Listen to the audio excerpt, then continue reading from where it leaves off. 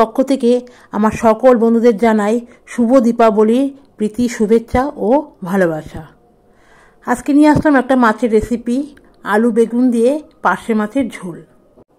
বেগুন আর আলুগুলোকে একটু বড় বড় করে কেটে পরিষ্কার করে ধুয়ে নিয়েছি। মাছগুলোকে নুন হলুদ মাখিয়ে কিছুক্ষণের জন্য রেখে দিয়েছিলাম। সম্পূর্ণ রান্নাটা আমি করব সর্ষের তেলে। তেলটা বেশ গরম হয়ে গেছে, এবার মাছগুলোকে ভেজে নেব।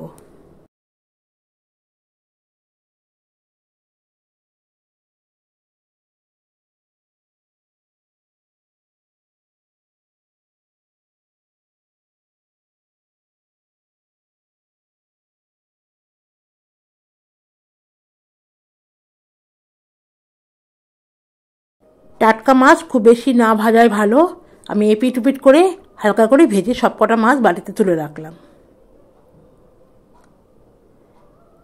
এবার ওই তেলেই প্রথমে আলুগুলোকে একটু নুন আর একটু হলুদ দিয়ে ভেজে নেব।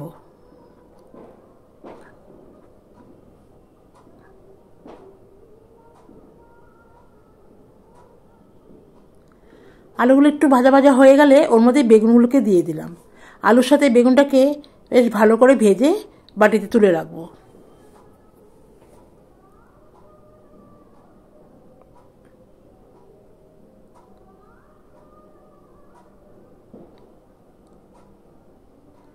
আলু বেগুনগুলোকে ভেজে তুলে নিয়ে ওই কড়াইতে আমি আরও একটু তেল দিয়েছিলাম।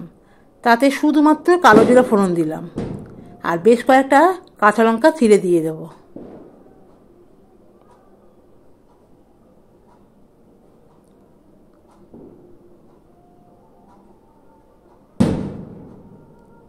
এবার একটা টমেটো কুচিয়ে রেখেছি, সেটাকে দিয়ে দিলাম।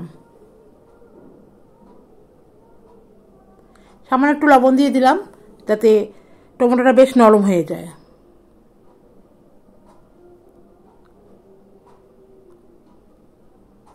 যতক্ষণ ভাজা হচ্ছে, টমেটোটা নরম হচ্ছে, ততক্ষণ একটা বাটির মধ্যে ছোটো চামচের 1 চামচ হলুদ আর 1 চামচ লঙ্কা গুঁড়ো জল দিয়ে একটা বাটিতে গুলে রেখে দিলাম। ততক্ষণে বেশ টমেটোটা নরম হয়ে গেছে। এবার হলুদ আর লঙ্কার গোলাটা এর মধ্যে দিয়ে দেব।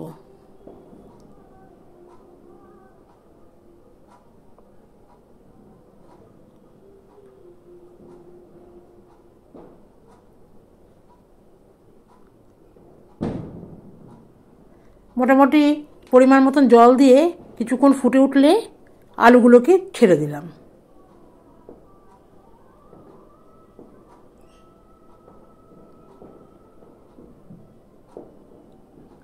আলুগুলো একটু নরম হয়ে গেলে এর উপরে মাছগুলোকে সাজিয়ে দিলাম।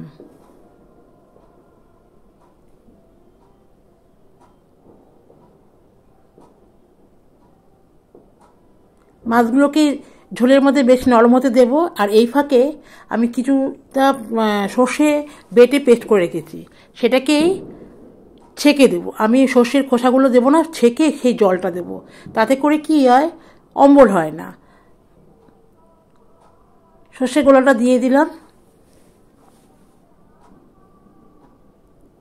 এবার একটু ফুটিয়ে নেব। এবার আমি ভাজা বেগুনগুলোকে দিয়ে দিলাম আর 1 মুঠো ফ্রেশ ধনেপাতা কুচিয়ে উপরে দিয়ে দিলাম। আর নামাবার আগে সামান্য একটু সর্ষের তেল দিলাম। সামান্য একটু ফুটিয়ে নিয়ে আমি একটা থালা দিয়ে ঢেকে গ্যাসটাকে বন্ধ করে দেব।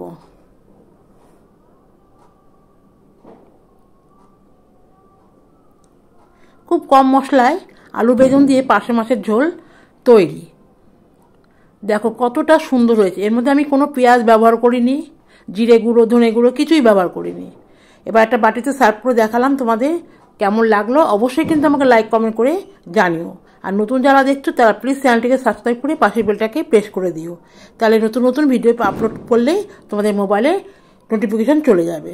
সকলকে ধন্যবাদ জানিয়ে ভিডিওটা এখানে শেষ করলাম। সকলে আনন্দ কাটাও। শুভ দীপাবলি। আরও একবার নমস্কার।